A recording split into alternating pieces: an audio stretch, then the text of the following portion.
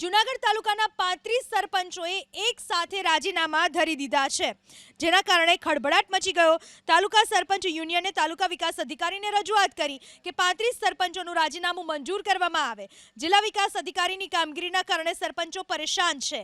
ડીડીઓની કાર્યપ્રણાલીના કારણે ગ્રામ્ય કક્ષાએ કામગીરી કરવી મુશ્કેલ બની છે। સરપંચ યુનિયને આરોપ લગાવ્યો કે જિલ્લા વિકાસ અધિકારી પોતાની મનમાની ચલાવી રહ્યા છે। 4 વાગે તાલુકા પંચાયતની કારોબારી હતી, કારોબારીમાં હાજર ન રહ્યા।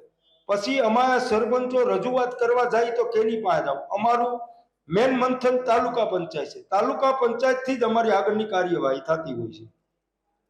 એના માટે તાલુકા વિકાસ અધિકારીને ટેલિફોનિક જાણ કરી, ફોન ઉપાડે નહીં, વાત કરી, 5:30 વાગે કચેરીમાં હાજર થઈ અમે જે કાંઈ પ્રશ્ન રજૂ કરેલ એનો એક પણ પ્રશ્નનો સંતોષકારક જવાબ આપેલ નહીં। એના અનુસંધાને અમે તમામ સરપંચોએ આ અધિકારીના ત્રાસથી અને પંચાયતના વિકાસ રૂંધાવતા હોવાને કારણે સરપંચ પદેથી રાજીનામું આપેલ છે।